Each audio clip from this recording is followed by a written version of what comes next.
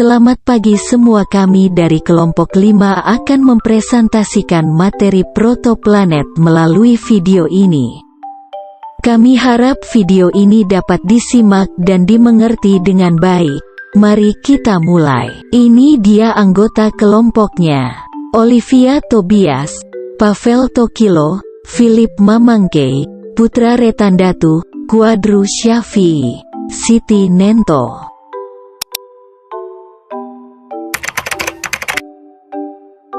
Teori awan debu atau teori protoplanet merupakan teori yang cukup terkenal di kalangan para astronom, yang mana teori ini diciptakan pada tahun 1940 oleh Carl von Weizsäcker, seorang astronom yang berasal dari Jerman. Namun, teori ini dianggap belum sempurna sehingga pada tahun 1950 disempurnakan oleh Gerhard Bell Kuiper. Pada teori ini menjelaskan bahwa tata surya berasal dari gas dan kumpulan debu yang berada di luar angkasa, sehingga dikenal dengan sebutan teori awan debu atau the dust cloud theory. Saat ini, di alam semesta banyak bertebaran gumpalan awan yang sejenis.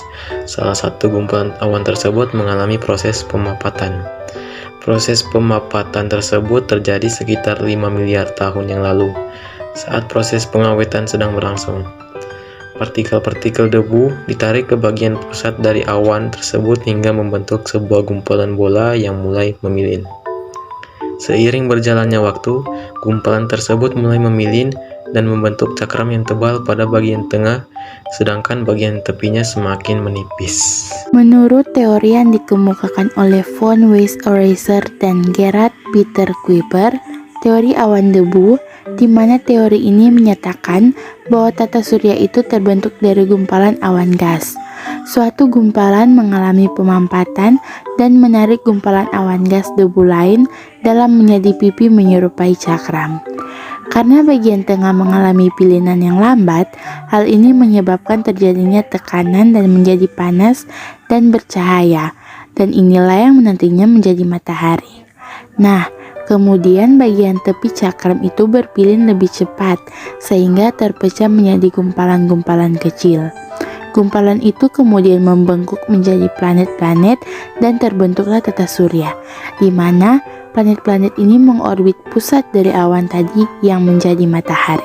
Di dalam teori awan debu ini juga menjelaskan bahwa pada bagian tengah partikel-partikel tersebut saling menekan satu dengan yang lainnya. Akibatnya timbul panas dan berubah menjadi pijar. Perubahan tersebutlah yang menjadi awal mula terciptanya matahari. Sedangkan pada bagian luar atau tepi mengalami perputaran yang cukup cepat, sehingga terpecah menjadi beberapa gumpalan gas dan debu yang berukuran lebih kecil. Gumpalan kecil yang berisi gas dan debu tersebut juga mengalami proses pemilihan.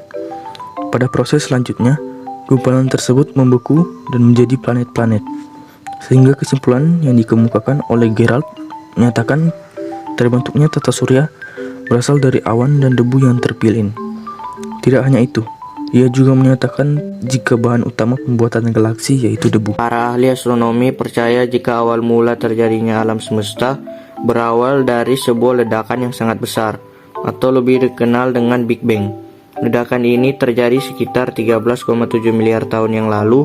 Hal tersebut dibuktikan dengan adanya gelombang mikrokosmik di angkasa dan juga beberapa meteorit di angkasa. Awan debu atau yang disebut sebagai dukan yang berasal dari ledakan terdiri atas hidrogen.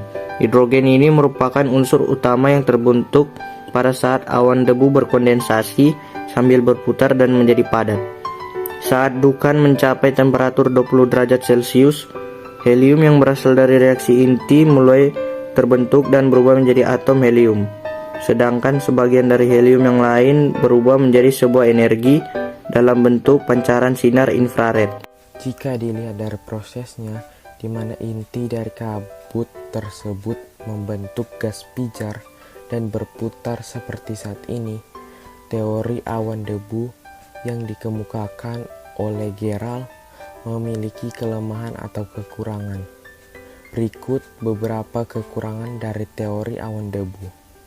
Yang pertama, tidak dijelaskan pula mengenai keterkaitan perbedaan arah putaran orbit di dalam sistem tata surya yang dilalui beberapa planet. Yang kedua, di dalam teori ini tidak terdapat penjelasan yang berhubungan dengan alasan mengapa ukuran dari satelit lebih kecil daripada planet, tidak tersedot oleh gaya tarik dari planet saat proses pilihan yang terjadi di luar atau tepi cakram. Dan yang ketiga, tidak dijelaskan secara jelas mengenai asal mula debu awan tersebut tercipta.